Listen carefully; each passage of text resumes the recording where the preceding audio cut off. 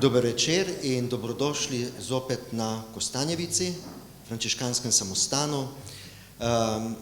Prav te teme, ki nas združujejo tukaj na Kostanjevici, so ta prave, ki nam dajo enega poleta potem za naprej. In prav je, da smo tudi tukaj. Pozdravljam vas v imenu vseh frančiškanov, ki delujemo tukaj. Sem si vzel kar vse te 3 knjige s sabo, tako da jih malo držim v roki. So sicer lahke, ampak verjetno po vsebini, pa tudi mogoče malo težke, z mnogimi duhovnimi in etičnimi vprašanji. Gre za trilogijo, vojno trilogijo, tako da vam priporočam, da si potem tudi lahko vzamete za domov, za svojo knjižnico. Pozdravljam odličnega gosta, tako kot je organizator danes zjutraj napisal, ko sem odprl Facebook, da bo danes na Kostanjevici odličen gost in odlična knjiga. To gre zraven, ko slišimo ime Branko Cesnik. Dobrodošel med nami. Hvala lepa.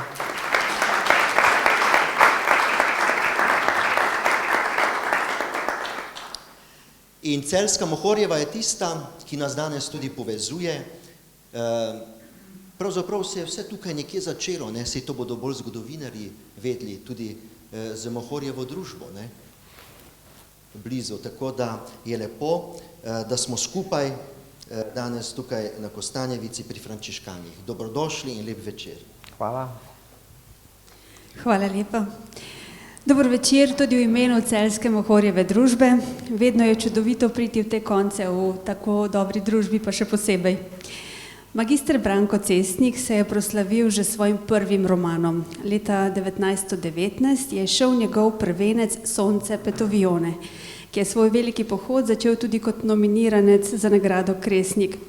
Svet prvih kristjanov na Ptujskem je leta 2022 nadgradil z mučeniško zgodbo svetega Viktorina Ptujskega v romanu Šesti pečat.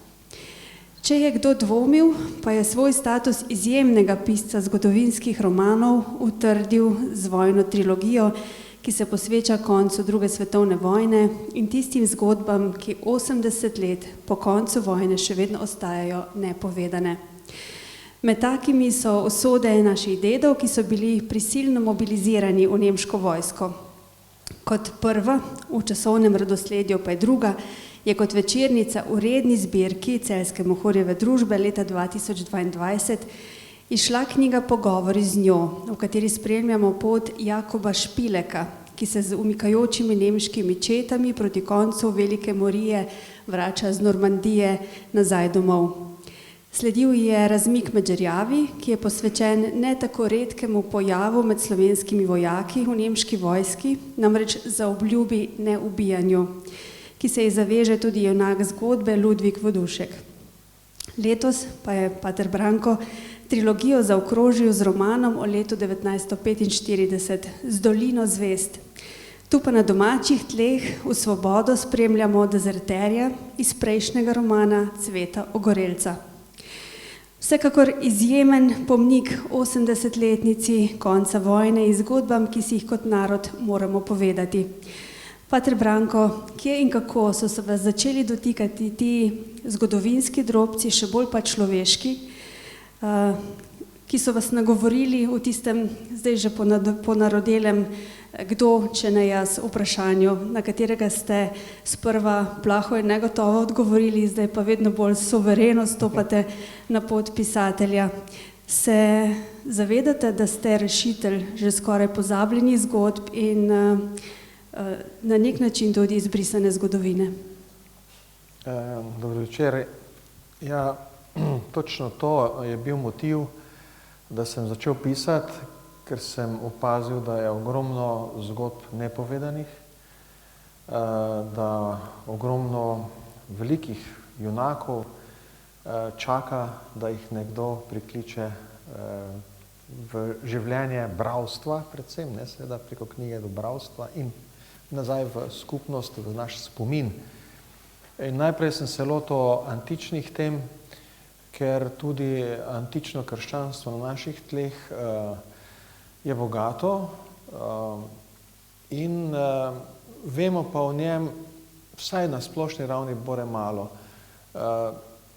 bolj strokovnjaki, ali pa da kakšnega svetnika poznamo, ki je bil, ne vem, Sveti Justo Trsto, Viktorin Ptujski, Maksim Emonski, Maksimilijan Celjski, drugače pa ne.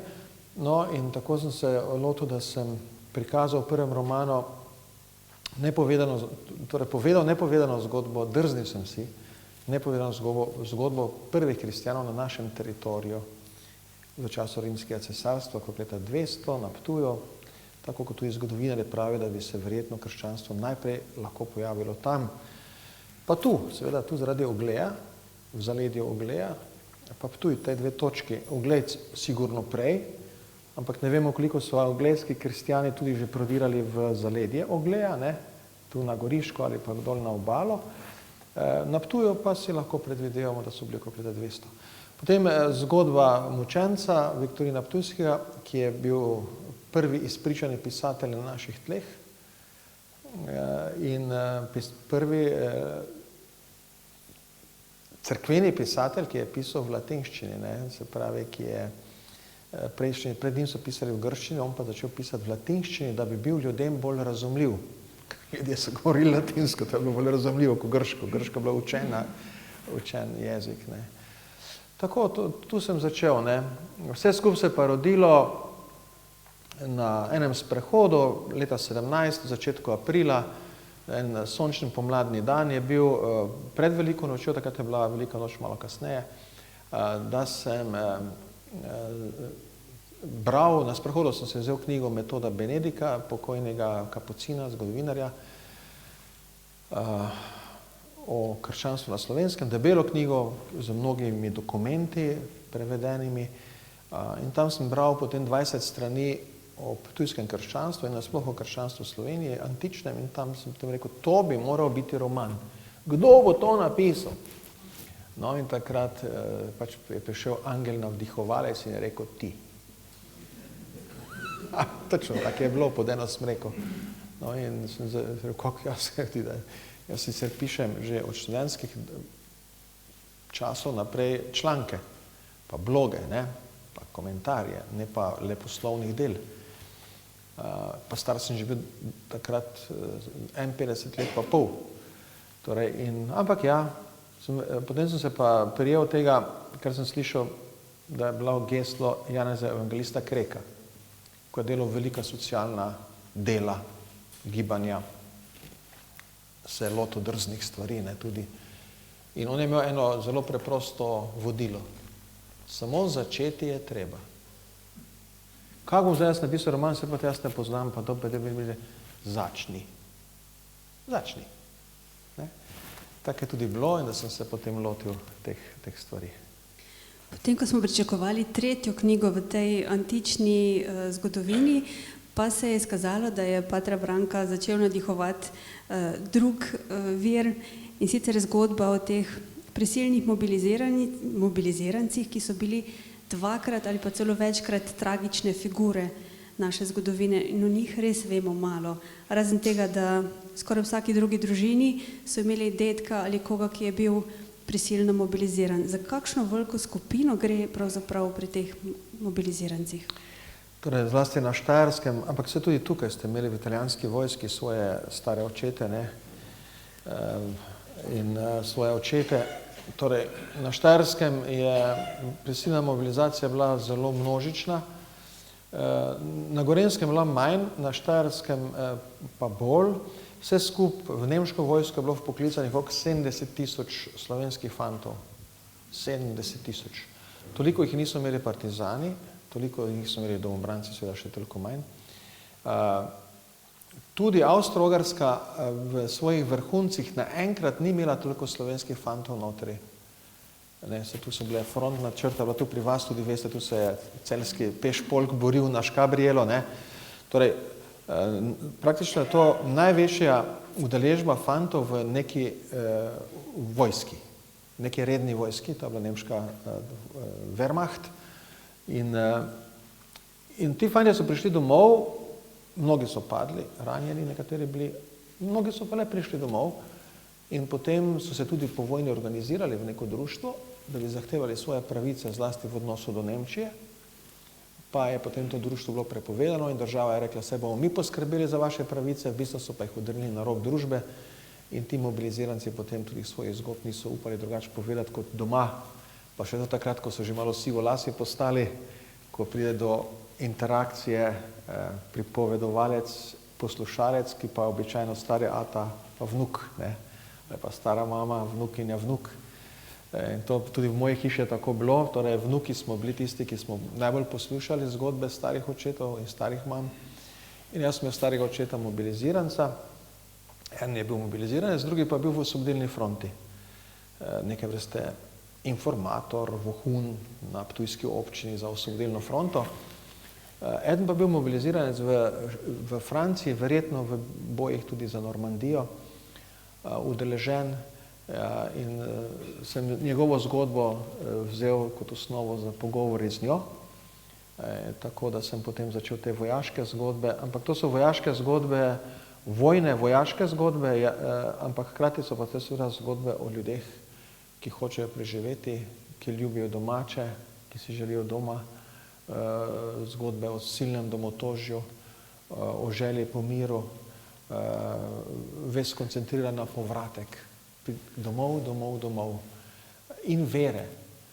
In tudi torej pri mojih junakih je vedno prisotna verska dimenzija. Zakaj? Zato, ker je tudi bila v resnici pri vseh teh vojakih zelo prisotna.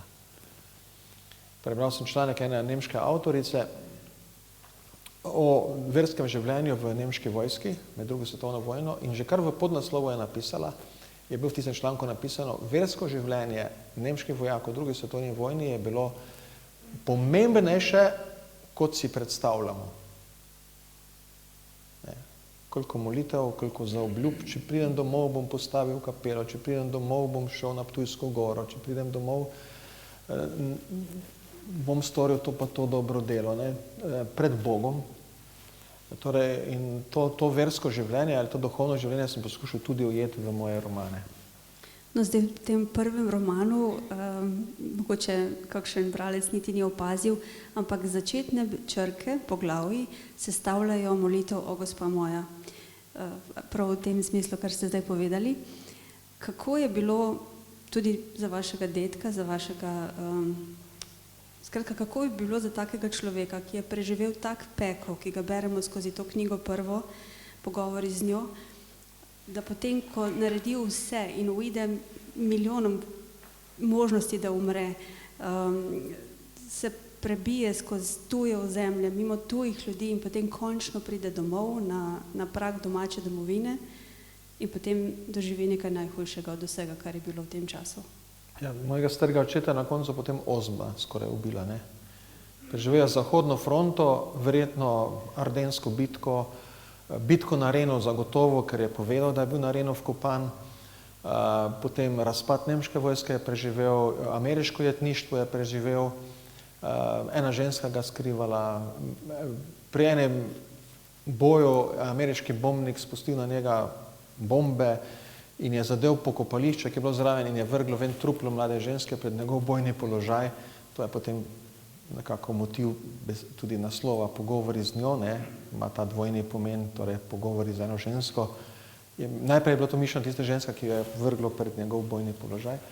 Torej, in to vse preživi, na koncu pa ga prime ozna, to so september ali oktober je moralo biti 45, so delovali ti repatriacijski centri, to je čisto normalno, po vojni delujejo repatriacijski centri, kjer ljudje se vračajo in morajo biti že iz zdravstvenih razlogov pregledani in malo zadržani v karanteni, ne.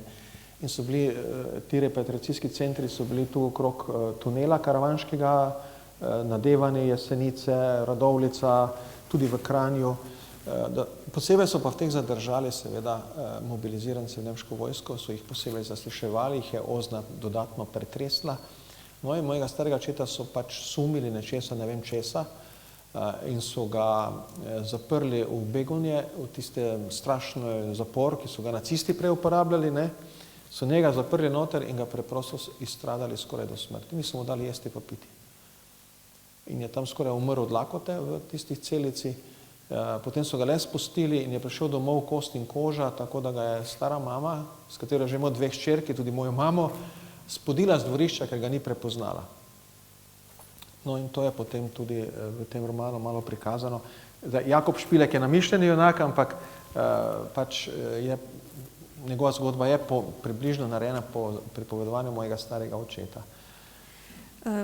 Glavni junak drugega romana je pa navdih dobil, oziroma zanj ste dobili navdih po enem Frankolovčanu, ki vam je v bistvu ob koncu življenja zaupal oziroma povedal tisto svoje bistvo. Se pravi, da je bil na fronti, da je bil v vojski, ampak da nikoli ni nikogar ubil.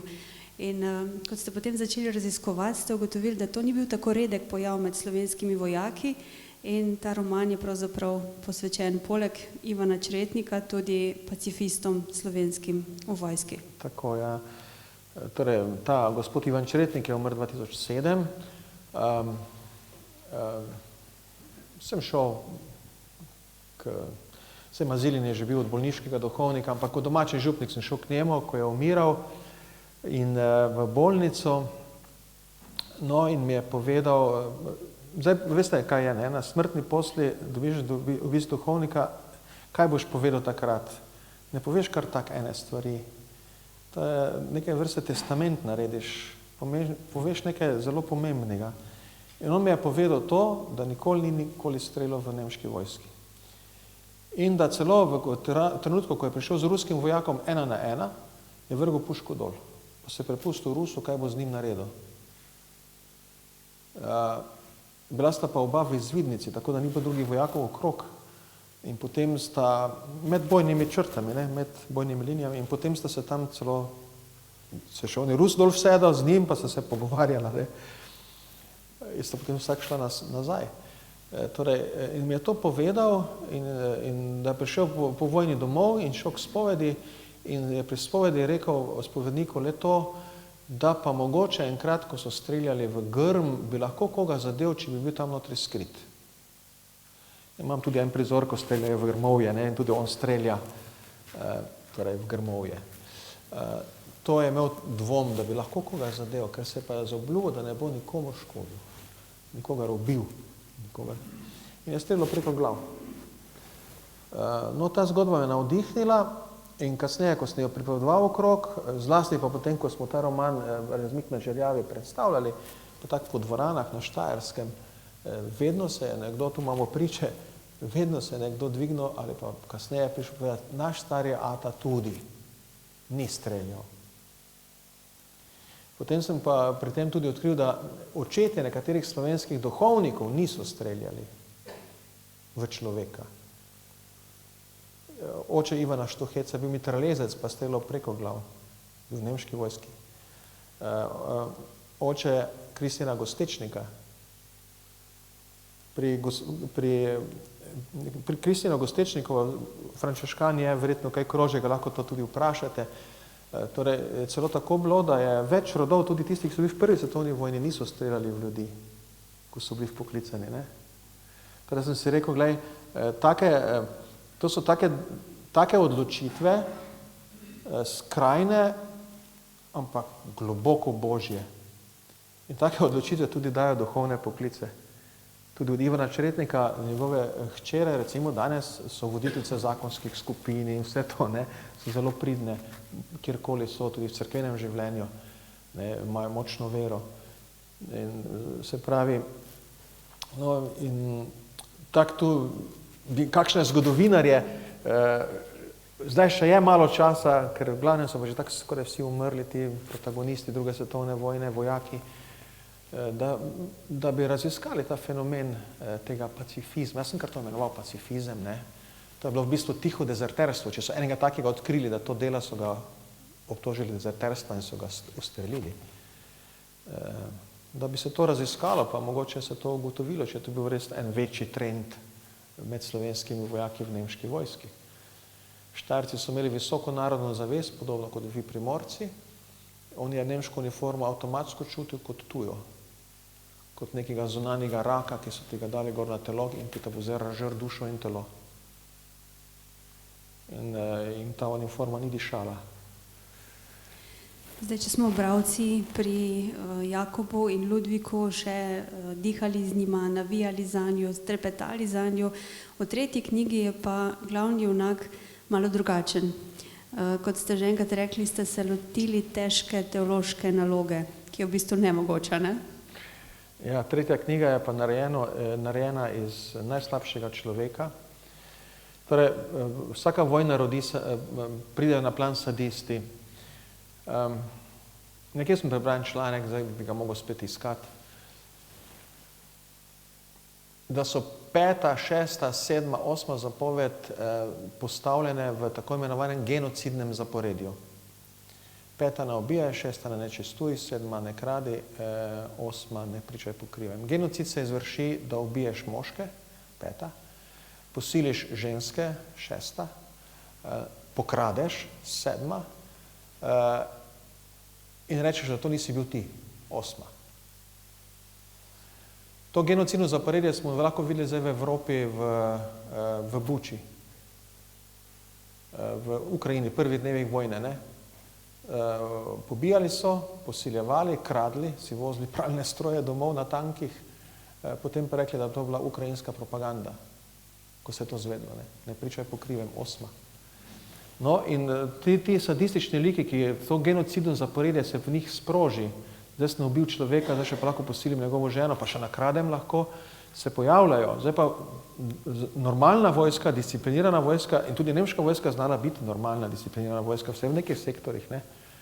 Te like kroti, ali pa jih celo izključi, če jih prepozna, ne.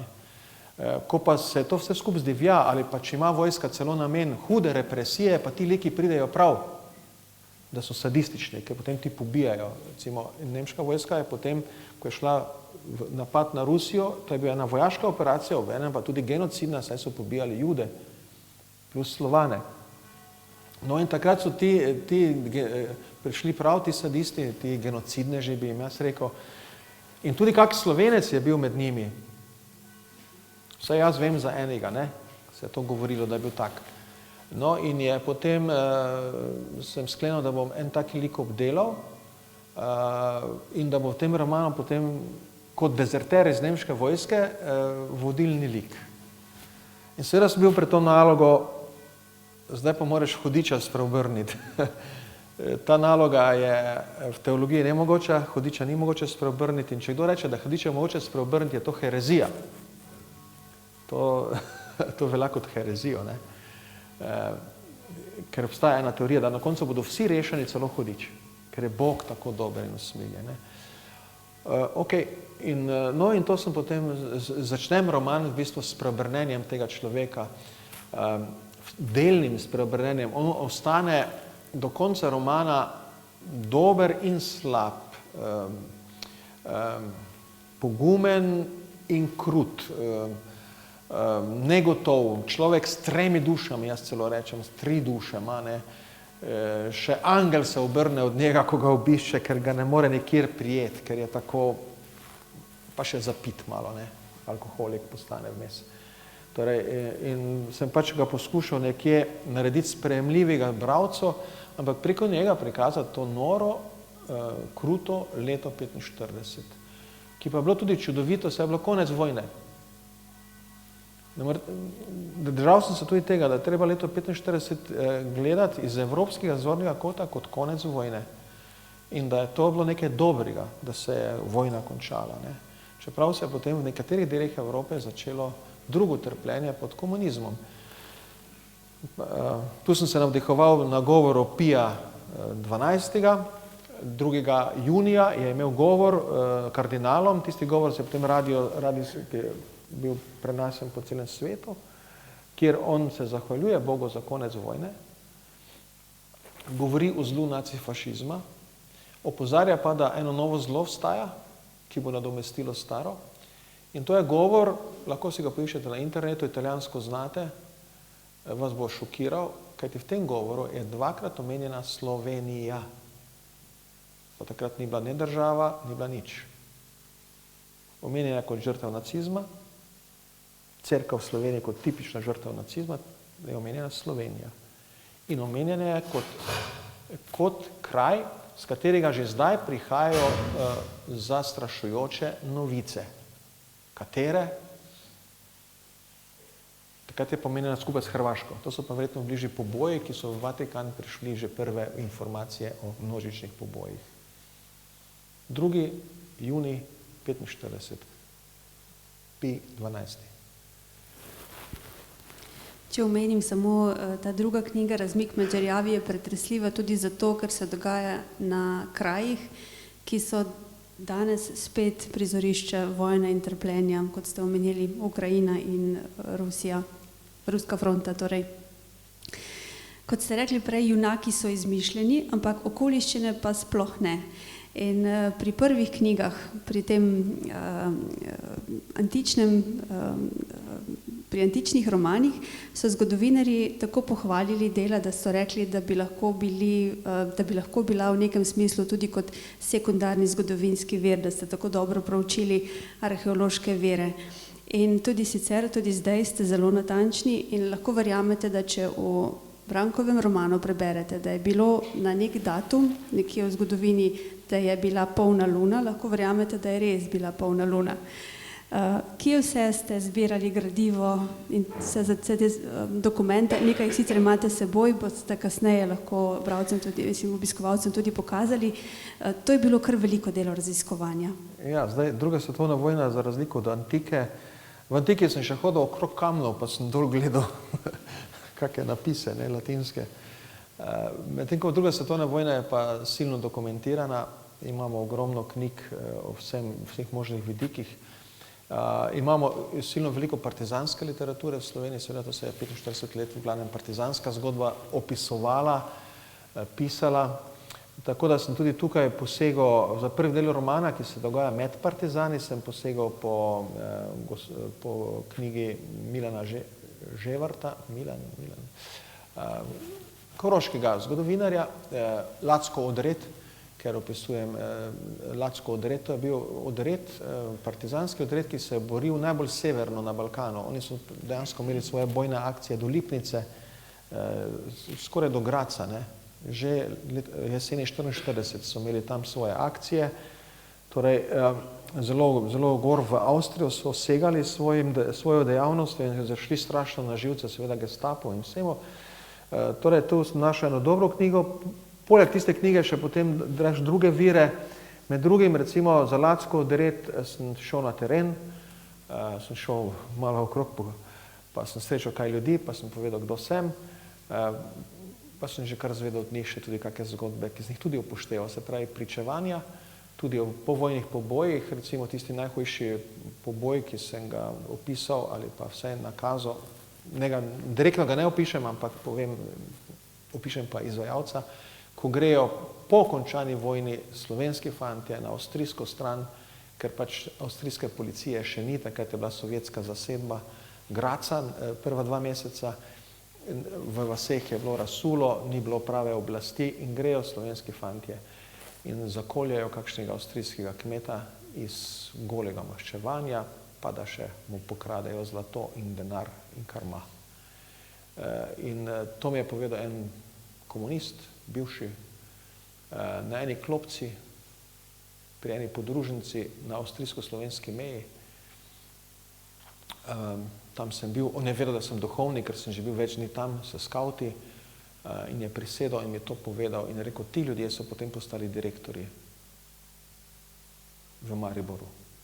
No in jaz sem potem ta lik Mogoja naredil potem pričevanje, ne. Recimo to knjiga, pa tudi nekaj direktnih pričevanj sem upošteval. Takih pričevanj, ki sem jih samo jaz slišal, ker sem jih slišal na klopci med sprehodom, ni bilo to spovedne močečnosti, ne, ampak ne povem pa, seveda, zaradi okoliščine povem kdo kaj, čeprav mi je dokaj natančno gospod povedal, za koga je šlo v teh primerih.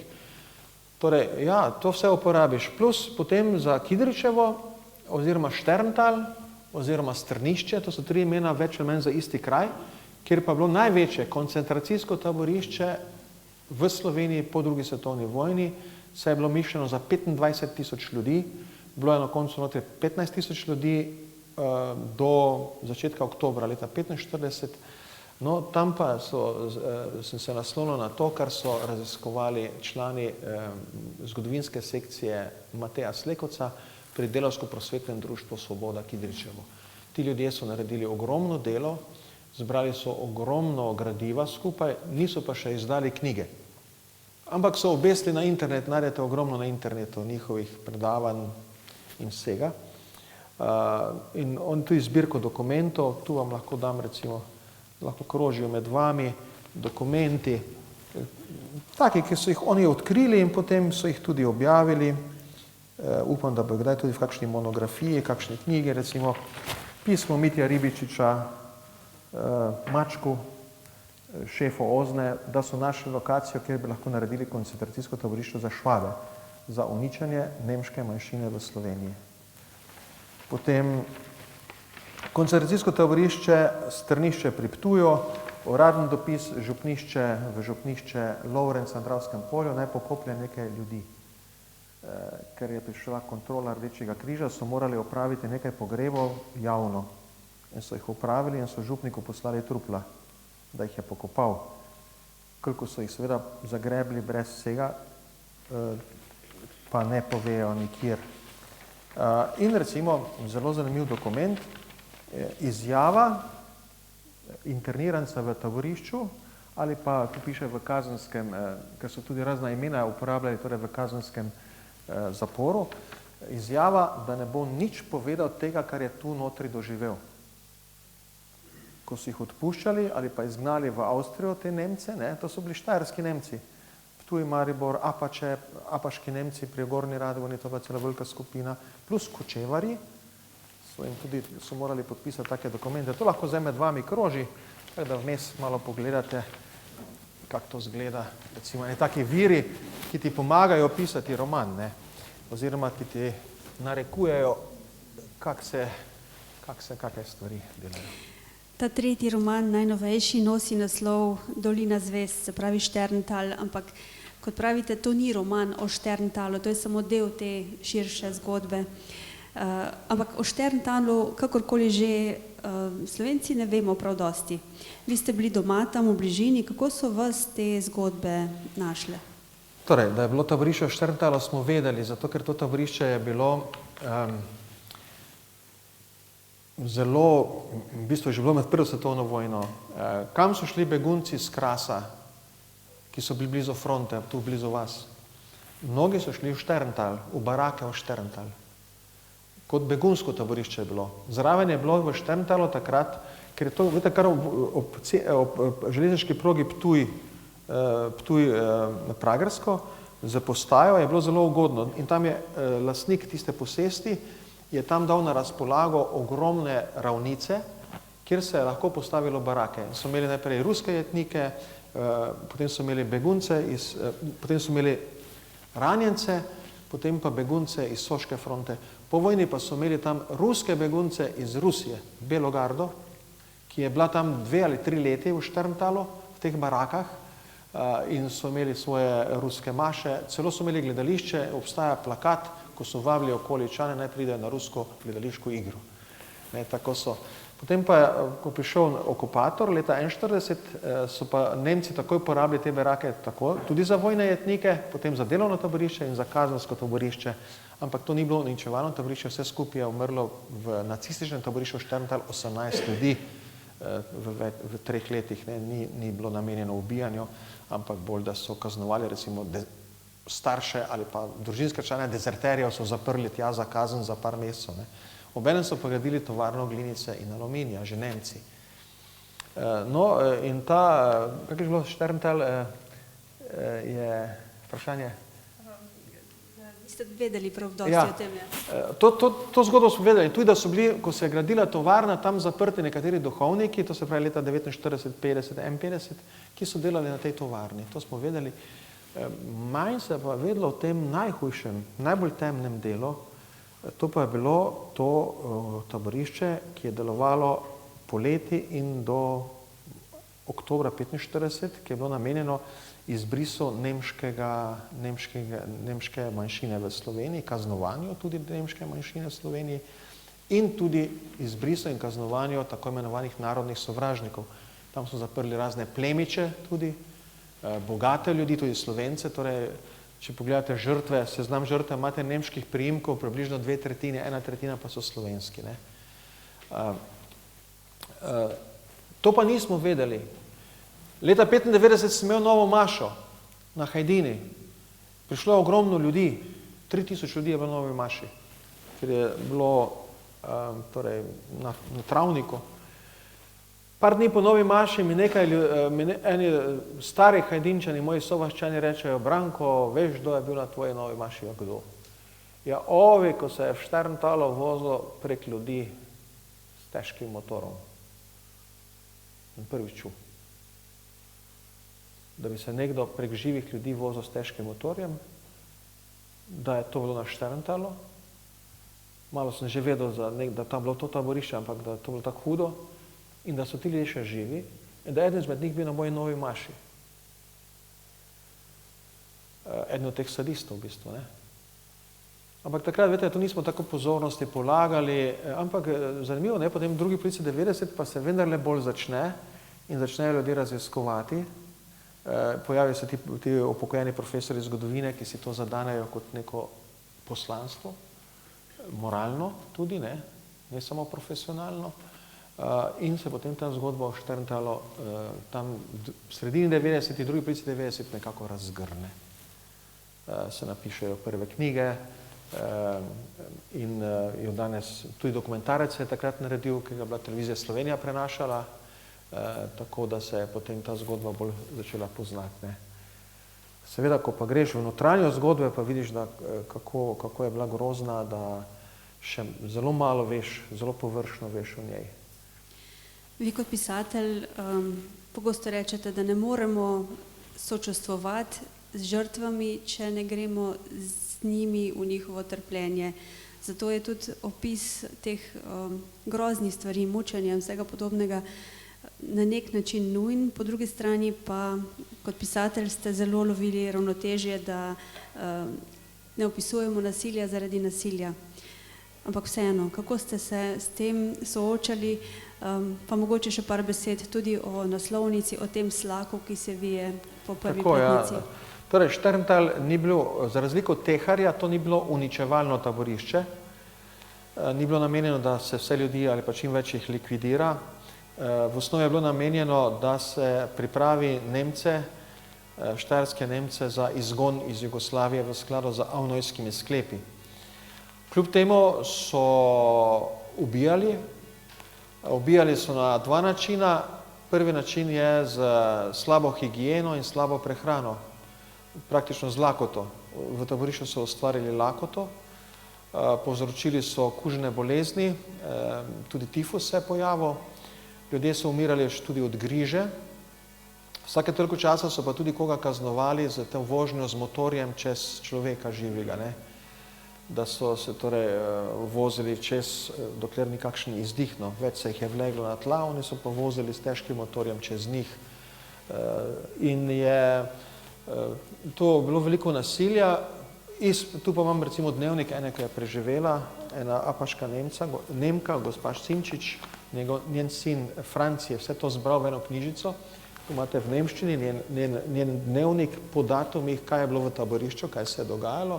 Tu pa imate prevod v slovenščini. Ona opiše tudi poveza posilstva, poveza v bistvu, da je bila taka lakota, da so kakšnega mrliča obgrizli, preden so ga iz barake ven spravili, so ga obgrizli, da so prišli do neke hrane, torej ljudožerstvo, se je tudi pojavilo. In seveda so ljudje tudi izginjali. To so bili tisti, ki so jih pa peljali neposredno na likvidacije.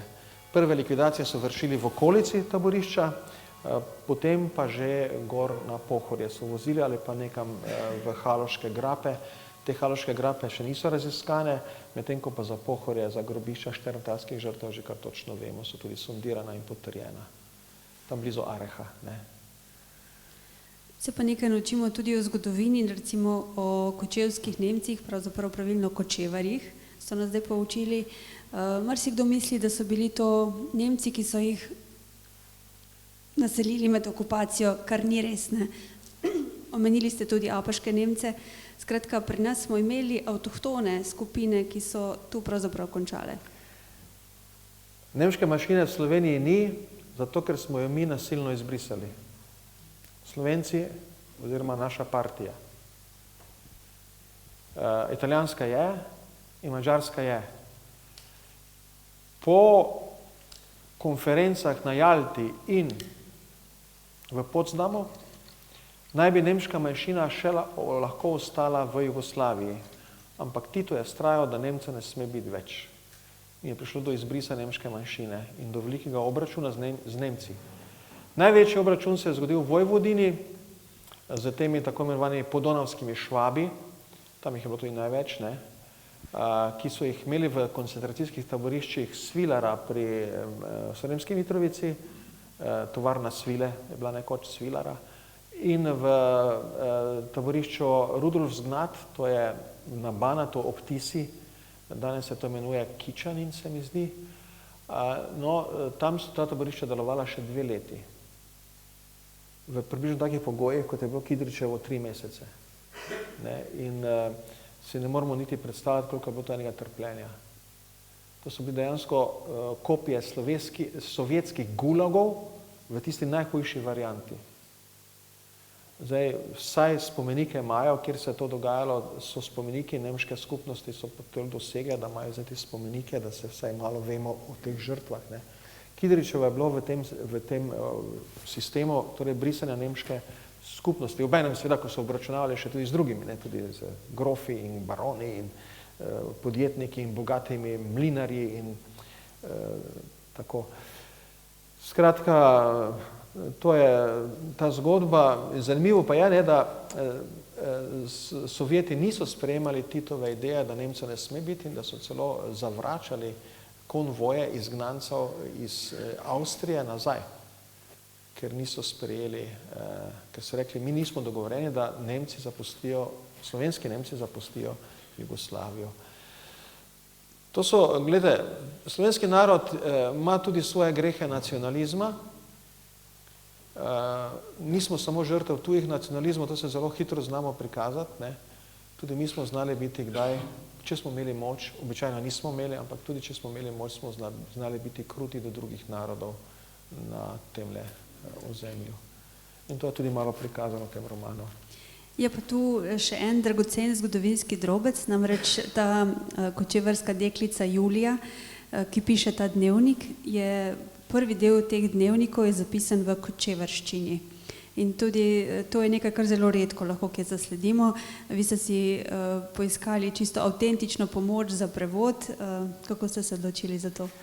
Torej, ko sem bil na ljudskem misijonu v Novem mestu, so me povabili tudi, da obiščem družino Jaklič, SCH. In njihovo hčer sem poznal iz medijev, gospo Heleno sem poznal iz medijev, no in sem šel obiskati družino Jaklič v Novem mestu in so mi potem povedali zgodbo o Kočevarjih. Tako površno sem jo poznal, zdaj sem pa zvedel od gospoda Hansa, to je Johan Hans Jaklič, od njega, ki je bil predsednik tega kočevarskega društva zdaj, sem zvedel bolj natančno in me je zelo impresionirala. Potem sem v skauti bil parkrat, tudi v Kočevski Rojki sem bil 2-krat in sem tam videl tudi na nekih grobovih kočevarščino. To je posebna nemščina, to je nekje tudi tirolsko, zahodno-koroška regija, ki ima to nemščino takrat govorila v srednjem veku. In to kočevarščino so ohranili. In sem potem rekel, vidiš, če se hočem zdaj tudi pokloniti eni skupini, ki je bila zatirana in izbrisana, imela pa tudi svoje krivde, saj so nekateri kočevarji sodelovali z nacisti, so nasedli na nacistični propagandi, so nasedli, pač tako je bilo, tudi svojo krivdo imajo neko. Če se hočeš res pokloniti, je en način, da njihov jezik izpostaviš. In sem rekel, ta pisma, te deklice bom naredil tako, da jih ona začne pisati v kočevarščini in bom prosil gospoda Hansa, če bi slovenščine prevedel v kočevarščino. In sta skupaj s hčerko to delala, to ni lahko, veste, ker kočevarji so uporabljali svoje časopise in publikacije v knjižni nemščini. Kočevarščino so uporabljali kot pogovorni jezik. Tako da sta se zelo potrudila, da sta obnovila to staro kočevarščino, ne, in da sem jo jaz lahko vstavil v roman, tako da srečate. Zdaj, če znate nemško, vam bo zelo zanimivo, ker boste videli razliko med kočevarščino in nemščino. Že prej, ko smo se peljali do vas, ker je kar dolga pot, smo med drugim ugotavljali, da niste pa vi nasedli tem novodobnim trendom v pisanju, tudi v slovenski literaturi, kjer je veliko nihilizma, veliko obupovanja, neke ujetosti v usodo. Vaši junaki so, kljub okoliščinam, ki so res grozne, vedno optimistični, vedno je še neko upanje, se pravi, ta Julija verjame, da potem, ko je izgubila celo družino, ali pa te dve ženski, ki si rečeta, če bova prišli ven, bo ta najina otroka, najina sinova, če jih bova imeli, bosta duhovnika. Skratka, optimizem ohranjate skozi vso knjigo. Torej, jaz sem klasični pisatelj, če sem že pisatelj, ne, moji junaki niso okuženi z nihilizmom. Imajo cilje, imajo etične izbire in se trudijo biti dobri, čeprav so tudi nekateri pošastni, kot je tale Cvetov Ogorevc. Nekam grejo naprej, rinejo naprej. Tudi ko je vse proti njim, ne rečejo ujet sem v usodo, jaz smet v kozmosu, pa to so danes pač te modernistični junaki so nekako tako izgubljeni, ne. In že počasi postaja tudi ta slovenska literatura malo dolgočasna, ker ta duhovni profil junakov je povsod skoraj da isti, ne. Nek nihilist, nek cinik, nek izgubljenec, nesrečnež, malo depresiven in podobno. No. Moji junaki pa imajo upanje. No. To je, ampak tega se jaz nisem zmislil, jaz sem to dobil z kmečko vzgojo, pa z vzorom mojih starih staršev, ki so vse to dali skozi. Zdaj, če bi obupali, ne bi prišli domov živi, ne. Torej, in sem to upanje vgrajeno v romane, čeprav nisem tega tako mogoče načrtno delal, ampak seveda, ker delaš spontano, tako kot ti misliš, to potem se odslikava. In ravno zdaj sem imel snemanje za oddajo Pisave z novinarko Alenko Zor Simoniti, oddaja Pisave o mojem romanu Dolina zvezd bo 13. novembra ob 11. zvečer 25 minut, tako že kar lepo vabljeni k televiziji takrat. No, in ona mi je rekla, da je ta lik te deklice, Julije, je poln upanja. In jaz sem potem razmišljal, a res, ne? Jaz vedno pravim, bralec je zaključni avtor romana. Bralec na koncu pove, kaj je v romanu, ne? On je zaključni avtor.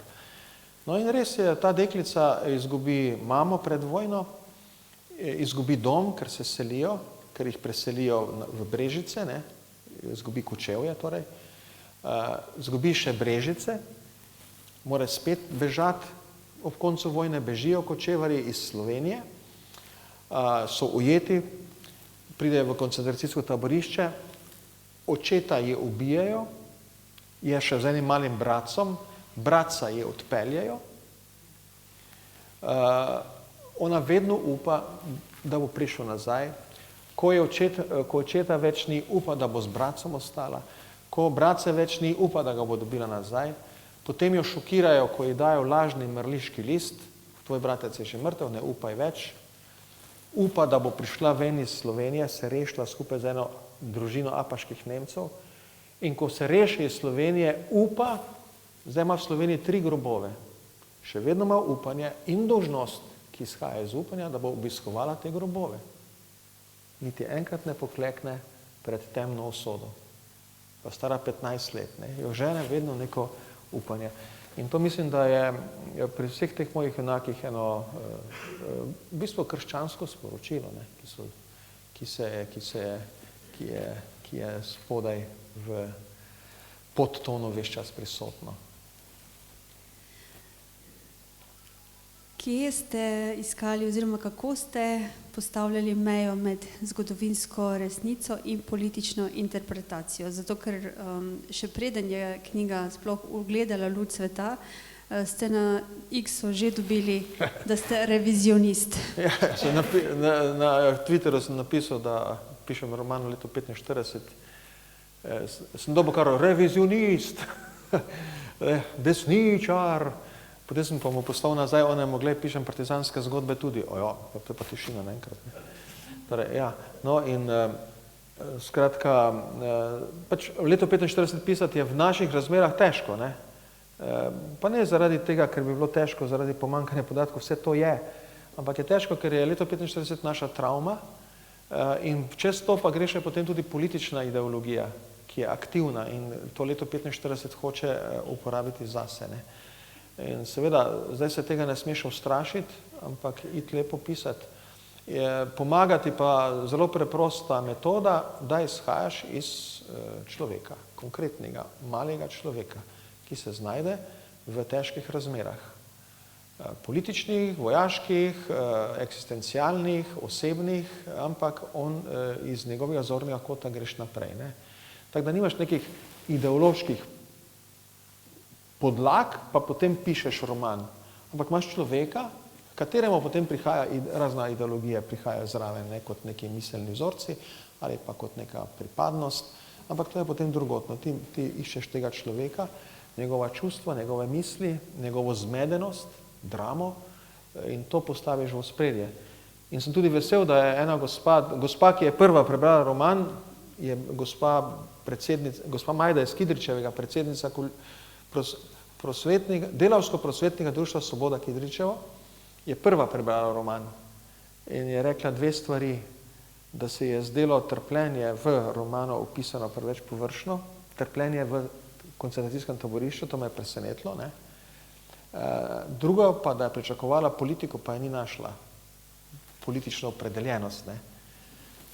Zdaj seveda za prvo, če se vrnem k stvari nasilja, tisti ljudje, ki poznajo Šterntal, so pričakovali več nasilja, ker ga je tam ogromno bilo, v vseh možnih oblikah. In so pričakovali več nasilja, ne. Tega nasilja jaz sem potem namenoma ga omejil, da bralec lahko prenese, da začutiš ga, ampak da lahko preneseš zgodbo, da jaz bi bil Marquis de Sade, bi pisal sadistične romane, ne vem, no, to nisem, ne. Torej, da sem nasilje potem tudi komične vložke včasih vstavim noter ravno zaradi tega, da bi malo razbremenil to robno sceno poletja 45. Drugo pa, torej, ne, no, hočem reči, ja, da za kakega nepoznavalca pa je isti roman silno nasilen. To mi je pa ena druga bralka rekla, je rekla, ta roman je tako napisan, da do 18 let otroci ga ne smejo brati. Torej sem imel v razmiku parih tednov dve čisto nasprotni mnenji, da je premalo nasilja, oziroma premalo opisano nasilje, ker je bilo ga ogromno, v drugi strani pa, da ga je bilo preveč.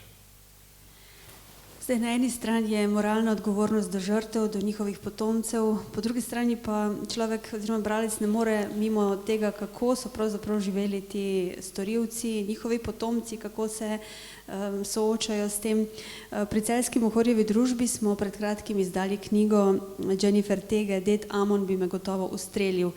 In v njej se vnukinja se sooča z dejstvom, da je bil njen stari oče eden od razvpiti vodij nacističnega koncentracijskega taborišča. In skozi zgodbo lepo opiše, kaj pomeni to soočenje za nekoga iz tretjega kolena, ki ni nič kriv, kaj je to za njo pomenilo navznoter in navzven. Glede na to, da pri nas nismo se soočali s tem niti slučajno, da se niti nismo opredelili s tem, da je bilo karkoli narobe v povojnem času, kje smo pravzaprav? Ja, torej, zdaj seveda pač en del slovenske javnosti in tudi politike gradi na mitu osvobodilnega boja. Zdaj, biti ponosen na upor je dobro in je prav. Ne, Primorci boste vedno gradili svojo identiteto na uporu, čudovitem uporu zoper fašizem, ki ste ga dali skozi v dolgem obdobju 20 let praktično, ne. Štajerci, recimo, kako smo se kljub silnim pritiskom germanizacije znali opreti tiho pa iz kmečkih pozicij, pa s pomočjo seveda duhovnikov, varovati slovensko identiteto vsaj na podeželju, če so Ptuj, Maribor, Celje bili bolj kot nemški. Ne. Torej, graditi identiteto na enem uporništvu, uporo je dobro, ampak kaj je problem tega uporništva? Problem je, da se pač prikrije dejstvo bolševistične revolucije, ki je bila bolševistična po metodah in učinkih in je predvidevala pač goro trupel, tako kot bolševizem predvideva, preko gore trupel do novega sveta, ne, do neke nove pravičnosti, torej ubijalska ideologija. In zdaj ljudje, ki zagovarjajo narodnoosvobodilni boj, bodo vedno imeli to težavo, da bodo ločili oboje. Ne, in če bi znali to dobro ločiti, bi bilo dobro, recimo, da bi borčevska organizacija dobro se znala distancirati od revolucionarnega nasilja. Ampak tega ni. Ne naredijo tega. Ampak nekako v bloku potem še hočeš ali nočeš tudi upravičujejo revolucionarno nasilje ali pa gradijo na mitu, da je bilo potrebno in da Slovenija ne bi nikoli bila to, kar je bila, če ne bi bilo teh korenitih dejanj očiščenja. Ne. To je veliki problem. Po drugi strani pa seveda druga stran, ki pa je bila žrtev revolucije, pa tudi mora paziti, da ne zaide v neko brezizhodno travmo mučencev. Ne, vedno mučeni, vedno žrtve, nikoli nismo prišli do zadostitve in podobno. Ta travma je lahko precej nekrščanska. Ne. Kako bi rekel, tako dolgo si praskaš rano, pravi Albert Camus, ne, tako dolgo si praskaš rano, da ti že postane všeč. Da že malo uživaš v tem praskanju rane. Ne. To je pa stran, ki je bila prizadeta. Zdaj, ta stran, ki je bila prizadeta, potomci, hvala Bogu, večina teh ljudi smo kristjani, ne, in znamo to dati v Kristusa in preko njegovega križa dvigniti k Bogu in reševati tudi z dejanji vere in molitve to travmo. Tako da imamo tudi določeno prednost. Potem naša naslednja prednost žrtev komunizma ali pa kristjanov, ki smo vpleteni v te zgodbe, je, da smo sposobni odpuščanja. Komunizem ne predvideva odpuščanja. Tam tega ni. Kesanje, odpuščanje. Kvečemo se tudi politike, rečejo, so bile napake. Napake. Ne. Torej, ne predvideva tega dejanja očiščenja, katarze, mi pa predvidevamo odpuščanje. In odpuščanje mora znati prehitevati kesanje storilca. Naše odpuščanje mora znati prehitevati kesanje storilca. Lahko je odpustiti, če storilec pri kolenah v solzah priplazi se do tebe in reče, nikdar več oprosti, kako mi je žal, potem ti odpustiš. Če pa storilec vztraja, ne, v tistem svoji zmoti, potem pa ti, če odpustiš, si veliko pred njim, no, in rešuješ njega in sebe. Tako nekako vidim jaz to zgodbo in tako sem se tudi opredelil, ko sem začel o njej pisati, ne, da na koncu nekje spodaj je Kristus, ki na križu umre nadolžen in dviguje vse žrtve, tudi najbolj pozabljene, k Bogu. Ker drugače ostaneš samo pri žrtvah, samo pri krivici, je pač tema, brezizhodnost. Preden vam dam besedo, da zastavite kakšno vprašanje, ker sem prepričana, da bi se z patrom Cesnikom radi tudi kaj pogovorili. Še eno vprašanje. Dogodek smo naslovili 80 let pozneje. Omenili ste, da smo zamudili priložnost do 80 let pozneje, ker še vedno nismo niti tega osnovnega civilizacijskega dejanja naredili, da bi vsaj pokopali kosti. Ja, bom kar povedal, no, torej prva, ki je zamudila priložnost, je bila predsednica republike, ki te 80-letnice ni oddelala, kot bi mogla predsednica. Ne. Torej, ona bi morala znati prisluhniti vsem stranem, partizanski, seveda tudi ogromno naših ljudi bilo pri partizanih, tudi Mostarata delo za partizane, ne. Ne, ampak tudi ostalim. Zlasti pa seveda po principu, da najbolj prisluhneš tistemu, ki je najbolj trpel in bil najbolj nedolžen v vsem, se pravi ubit samo zato, ker je bil drugačnega mišljenja in podobno. Ona tega ni oddelala, v Macesnovi Gorici je šla na skrivaj, tako rekoč, kot Nikodem k Jezusu, ne? V bistvu brez svojcev žrtev, ki so tam končale. Ne? To bi morala biti osnova.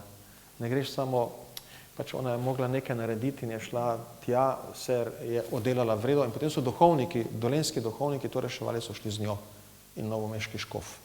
Da je vsaj nekako to potem bilo rešeno, no? V nekem smislu zglednosti, no, in pietete, da ne moreš reči, da je samo neko politično, manipulativno dejanje. Ne?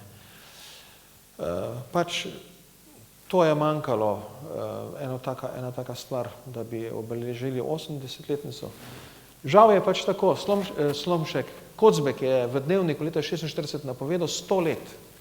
Ne bomo tega madeža sprali iz sebe, 100 let. Se pravi, 2046 bomo verjetno rešili, če Kocbekova prerokba velja. Če je kakšno vprašanje, kar ne dam z besedo.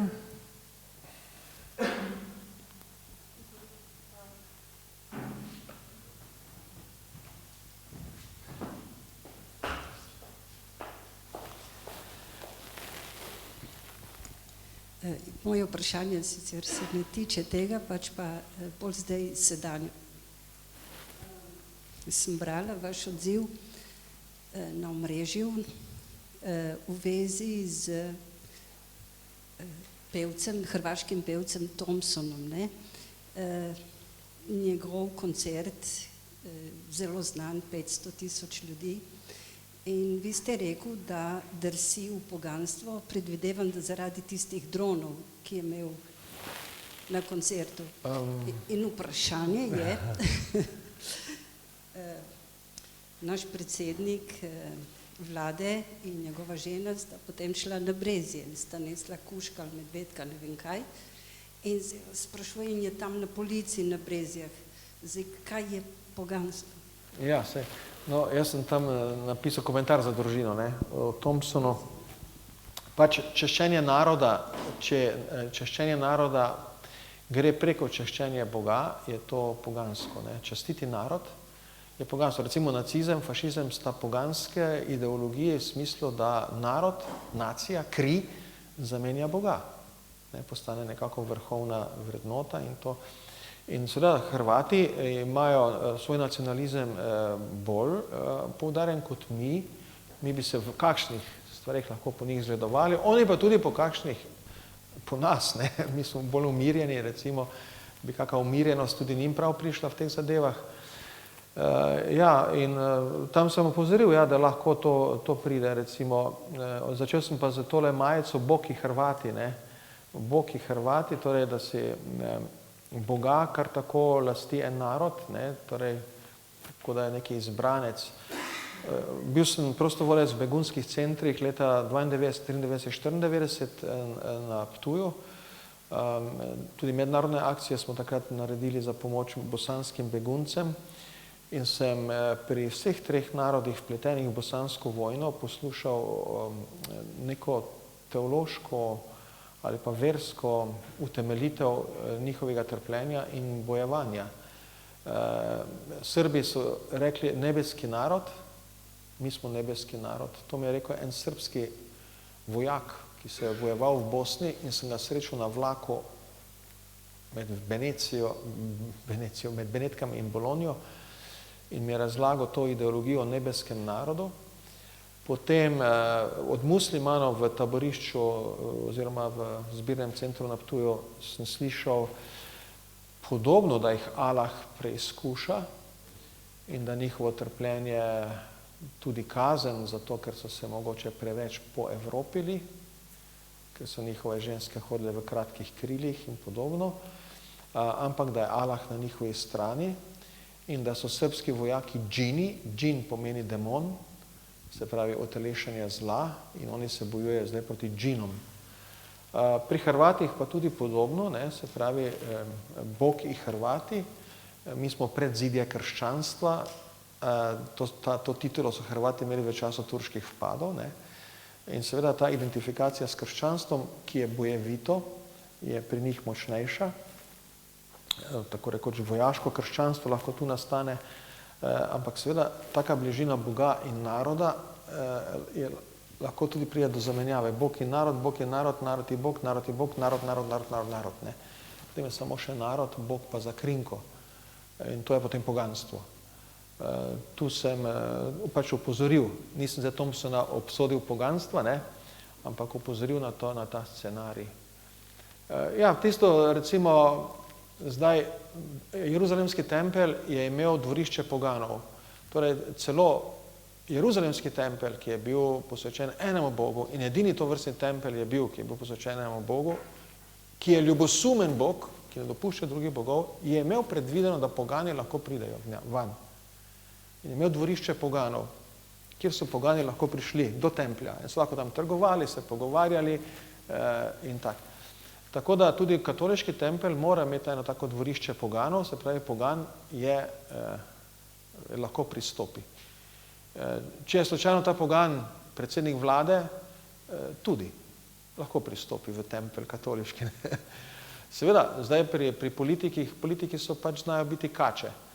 Zdaj, mi vemo, trenutno predsednik vlade, ki je vaš rojak, da ne bom preveč slabo govoril o vaših rojakih, ne? No, ampak trenutno predsednik vlade zamenja vladanje in PR propagando, ne? On misli, če izpelje nek PR, da tudi že vlada dobro. On te PR-je spelje kar, ja, ima medijske odzive, zna se pojaviti, veliko všečko na Instagramu in podobno in on že potem misli, da vlada, ne. Malo je zamenjal te stvari. No in tudi to brezjanski obisk je bil neki PR. Torej, on je malo, bi rekel, verjame preveč v ta PR, ne, v to, kako se pokazati javnosti, kako javnost nagovoriti, kako javnost pelati za nos naprej, ne. Torej, on se temu zelo posveča in če ugotovimo, da na Brezje šel s tem namenom, to ni iskren namen. To ni tisti pogan, ki pride v tempelj, da bi vprašal, kaj pa vi tu častite, ne? Ampak je prišel z nekim namenom manipulacije. Seveda, jaz ne vem, jaz nisem bil zraven, pač to frančiškani, ki upravljajo Brezje, bolj vejo in njihovi presoji zaupamo. Jaz bi lih malček dopolnil to vprašanje, ker nisem bil prav zadovoljen z odgovorom. Se pravi, eno je obisk Brezje, drugo je pa recimo oltar v cerkvi, bi rekel, s plišastim psičkom. Ja, tako, ali bomo hodili častiti plišastega psička, ali Marijo s detetom, ne? Tako je. Torej, če otrok prinese plišastega psička na Brezje, ga postavimo tja in smo zelo poučeni in smo ganjeni, ne? Ker je otrok to naredil, ki je premagal raka, recimo, ne? Otrok igrače veliko pomeni, svete, to je za njega tako rekoč živo bitje, spremljevalec, prijatelj, ne, igrača in ta simbol je pač en izmed simbolov.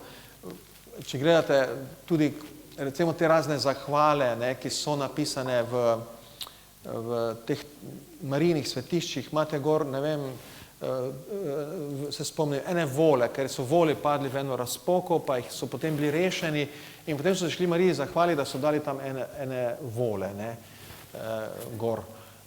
Pač v spomin na neko rešitev.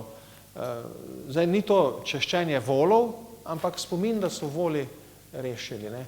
Tudi tu ta psiček ni tam postavljen za češčenje, ampak za spomin, da smo solidarni in da tudi zmolimo kaj za bolne ljudi. Tako si jaz optimistično predstavljam, recimo, najbolj čisti namen, ki je pri tem lahko možen. Torej, da ko molimo Marijo, da prosimo za bolne ljudi, ko vidimo psička. Seveda. Če se lahko malo vrnemo k literaturi, pa pol še k zemljepisu. Prebral sem jaz tele vaše žarjave, ne, zelo z dopadenjem, kot se je svoj čas rekel, prebral.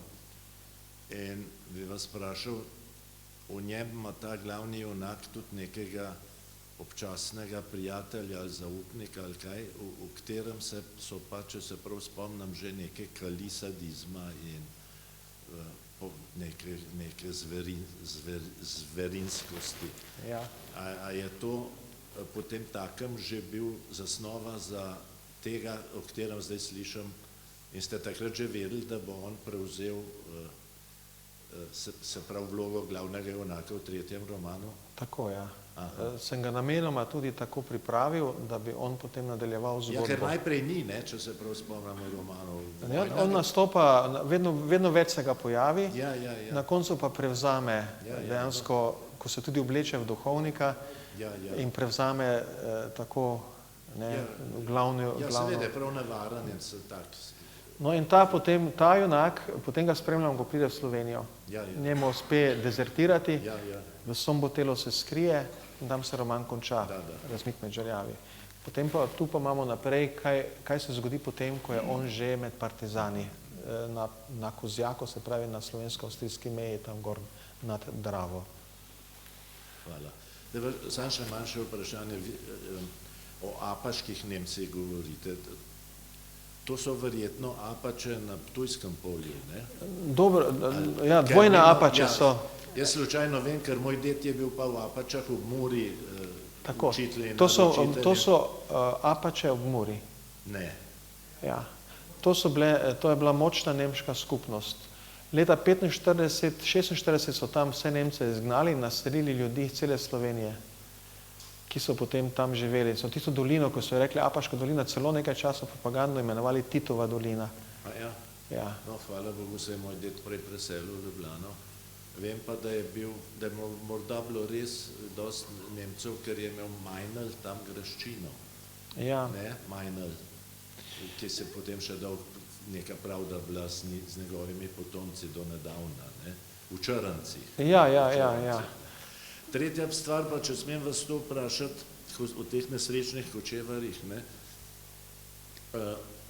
Bral sem pred leti po nekem zgodovinskem časopisu, tako da je bila zadeva strokovno resna, kako so bili oni že pod neko propagando, bolj ali manj nasilno nemško, naj se selijo v Rajh, ne.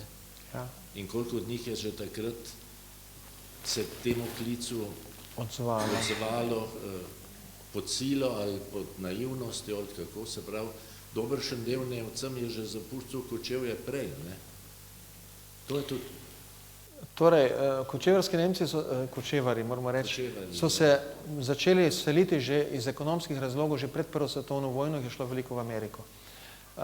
Potem pa je bil razpad Avstro-Ogrske in so končali v Jugoslaviji. V Ameriki je bilo že toliko kočevarjev, da so v New Yorku imeli proteste, da so spomnili, da je v Jugoslaviji ostala ena močna nemška skupnost, kočevarska. In da ta skupnost lahko zdaj v tisti stari Jugoslaviji, leta 1819, ki je nastala, nastrada. To so že imeli. S prihodom Hitlerja na oblast, pa Hitler seveda iskal te nemške skupine, te Volksdeutscherje, ne, okrog, nemško govoreče skupine po Evropi, da jih je začel vabiti v Reich. V nekaterih stvareh pakt Ribbentrop-Molotov recimo je predvideval, da se besarabski Nemci, to je tam kot današnja Moldavija, ne, preselijo v Nemčijo, neki Poljaki pa v Sovjetsko zvezo in takšne stvari so bile potem. No tu pa je prišlo pri nacistih potem do načrtne propagande, da so začeli vabiti v svoje na politične tečaje, na izobraževanja, na počitnice mlade kočevarske fante, bodočo politično kasto, voditeljsko razred, in so jih navdušili za to veliko nemško idejo in z nacizmom, nekatere. Nekatere se pa niso pustili in med njimi duhovniki, kočevarski duhovniki, so svarili, ne nasedajmo, to je naša zemlja, ne se seliti v Tretji Rajh. Ampak ljudje so začeli potem verjeti tej propagandi, da bo v Tretjem Rajhu boljše in da bodo 100% varni. S tem, da so jih nacisti prevarali, oni so najprej mislili, da bodo šli nekam globoko v Nemčijo, so pa šli v Brežice, v prazne slovenske domove, ki so jih Nemci preizpraznili. In s tem so avtomatsko postali tarča partizanov. Slovenske družine so šle, vi ste pa zdaj tu. In kočevari so v nekaterih primerih po zimi pohištvo kurili, ker niso mogli v gozd po drva, ker jih je bilo tak strah partizanov, ker partizani so jih hitro likvidirali. Bilo je pa 54 končevarskih mož in fantov, ki so bili pri partizanih. Tako da je njihova zgodba zelo raznolika, ne? Niso tako v enem bloku en narod. Ampak na koncu se to nič ni upoštevalo, vse je šlo pod to kot pod nemškost in ti Nemci morajo izginiti iz Slovenije in so tudi kočevari tako mogli oditi. Pa še eno vprašanje. Mene pa zanima ta človek, ki je prišel na vašo novo mašo, zdaj jaz sem mogoče kaj preslišala, ste vi prišli z njim v stik, a je on tudi kaj navdahnut? Ampak zakaj je on prišel, a ste kaj izvedeli? Ne vem. Kasneje, mnogo let kasneje sem izvedel, da so še dva taka človeka bila na Hajdini, se pravi dva, ki sta bila stražarja v Šterntalu in sta se vozila preko ljudi. Tisti gospod mi je to rekel, ne bomo imenih, pa sem jaz rekel, nočem imen.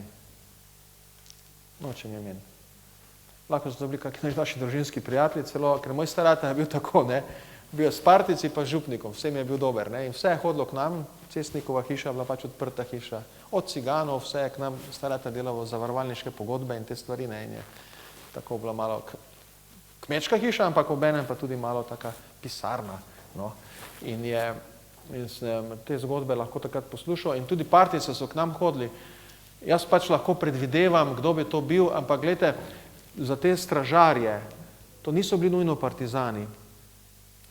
Oni so v Knoju, ne, ta, ki je to taborišče vzdrževal, Oznaga vodila, Knoj pa je potem vzdrževal, so celo rekrutirali po leti 45 fante, ki so prej bili v nemški vojski, pa so prišli domov in so rekli, zdaj boste pa odslužili jugoslovansko vojsko v Knoju in kar v taborišče za stražarja.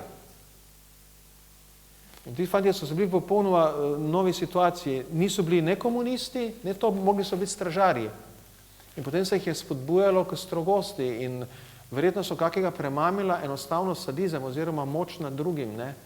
Pa ta propaganda, Nemec, najhujšo zlo, Nemca smo premagali, Nemec nas je hotel uničiti, ne, torej protinemško vzdušje in podobno, ali pa tudi utopija. Zdenko Zavadlav, ta udbovec, ki je napisal to kesanje udbovsko, ne, pa ki je pokazal na grobove na Pohorju, kjer je on bil zraven pri likvidaciji, ta spokorjeni udbovec, Zdenko Zavadlav, je rekel, da eden izmed motivov, da so bili tako kruti in ubijalski do teh žrtev je bil, ker so jim politkomisarji rekli, čez 15 let bo komunizem.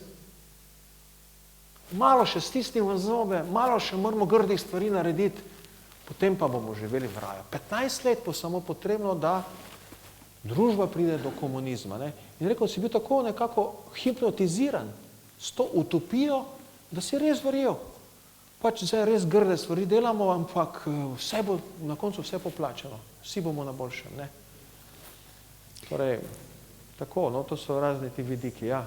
Torej, za te stražarje, pravim, jaz potem nisem šel raziskovati, ne, verjetno so zdaj že tako vsi pokojni, ampak vem pa in zdaj tudi vem za določene molke, ki so obvladovali našo vas, določena močečnost ali pa določene hladne odnose, ki so bili tako zlasti med lovskim društvom pa gasilskim. Ne. Pri lovcih so bili partizani pa komunisti, pri gasilcih pa bolj katoliki.